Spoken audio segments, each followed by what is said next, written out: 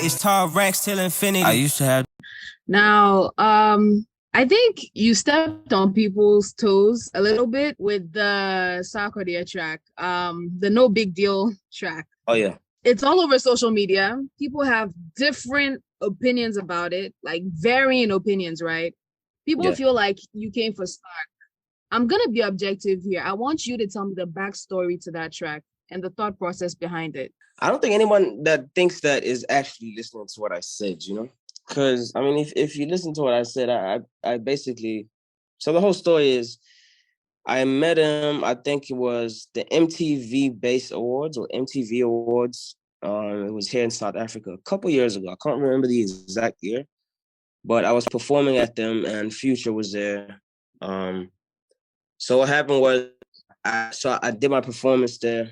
Future brought me out on stage. Obviously, I was happy. I was over the moon, you know. I come on stage and I think I was running back to my green room or just going somewhere with my friend. We were just kind of roaming the building because I was like, all right, my job is done for the night.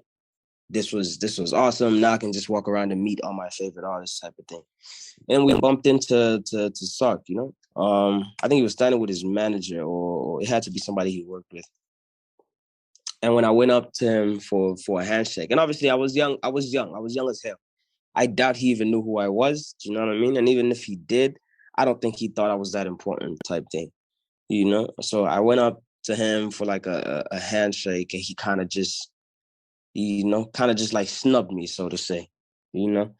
And because I was such a huge fan at the time and I was a kid, I got a little emotional about that, obviously, you know what I mean? And I just I held a grudge. And like I said in the song, I didn't want to do a verse for him for the longest of time. But then I got over that. And, you know, I have nothing but love and respect for Sark, man. And like I said in the Lovely. song, if he ever asked me to do a verse for him, it would probably be my hardest one yet, man. Like facts. Facts. Now, I want to know, like, that happened to you, and it was one of those moments in life where you're growing up and then you realize there are bumps in the learning curve in terms of interactions with people and how you Right. relate to people and how you also carry yourself as a young person rising to the top. So what lessons did you personally gather from that experience? Even with you holding the grudge, with you letting go of the grudge and all of that, what did you learn? Or what kind of character development did you get out of that situation?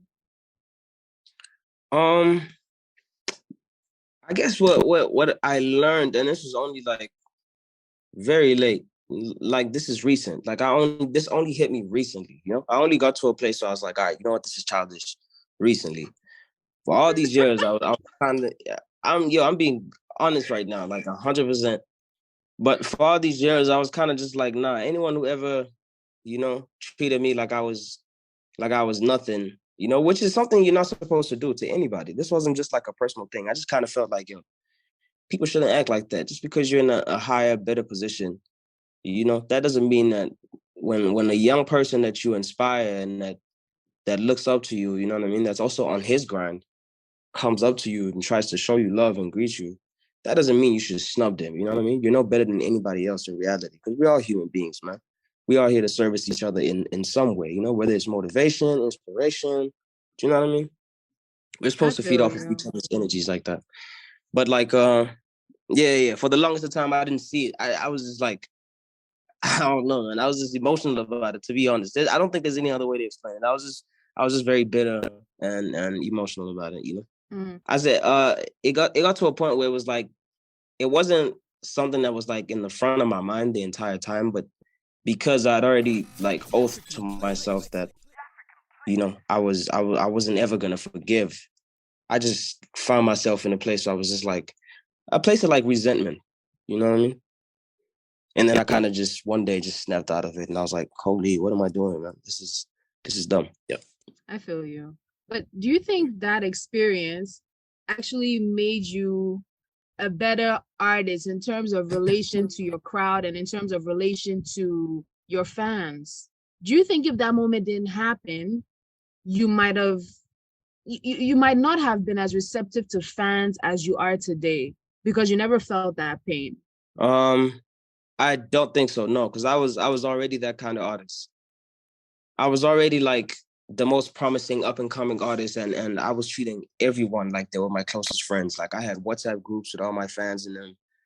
Like, you know, I would do shows at high schools for free and stuff like that.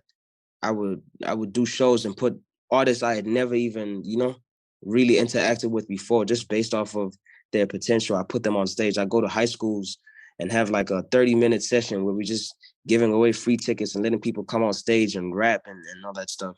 I was always that kind of person. I was raised differently, man. A lot of people, I was raised different than a lot of people that I meet and encounter and stuff like that. You know, I'm a very humble guy, you know? So I don't think that affected that at all or gave me that perspective. I kind of was just always like that. But then again, I guess that's why I was so bitter about it, you know? I feel you. I feel you. And Yeah. let me just play devil's advocate just for a little bit, okay? Right. People may say, or people may ask, they're like, okay, Sarkodie is one of the biggest artists in Africa. You've Yeah. probably met him a couple of times after that, right? Or no? Yeah, I have. I think I met him twice after that. Okay. Maybe once, but I think it's twice. Right. So playing devil's advocate, some people would ask, if you've seen him after that occasion, why didn't you just tell him one-on-one as opposed to putting in a track? See, like I said, I wasn't being mature about it. I was being childish about it. The way I was going about it was like very childish, and I was emotional about it. And when you're like that, you want to make someone feel that pain. You want to make someone feel like, wait, is this guy snubbing me type thing? Like you want them to feel that, you know? I wasn't open to like reasoning and speaking about it and addressing it. I wasn't at that place at that time, you know? I was still in my like vengeance bag, you know? I feel you. I feel you. But right now, since people are divided on the internet, and I'm sure you always want to give your fans what they want, would you want to do a versus battle with him? Just something nice for the fans? No, not a versus battle. I don't think I don't think that would be yeah, not a versus battle. I don't think it should be like a competition based thing, you know, whatever me and him end up doing. I think it should be just a great record, man. Something dope, something that people can I don't know, just have a good time to and celebrate to and dance to and stuff like that. I think it should be all positive because I mean this is kind of like a not so positive. I mean, it turns out positive in the end, but it's not so positive, this whole story or whatever.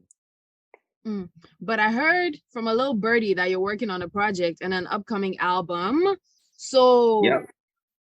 With that being said, how about y'all do a track on that album? Just to appease us. Yeah, I'm definitely open to that. 100%. Yeah. I'm definitely open to that 100%. Yeah. I reached out to him a couple hours ago. I'm just waiting on him to see that message and get back to me, and just so we can talk over the phone type thing, you know? Nice I'm not one. sure. Nice one. Yeah, I'm not sure if he's heard the song or whatever.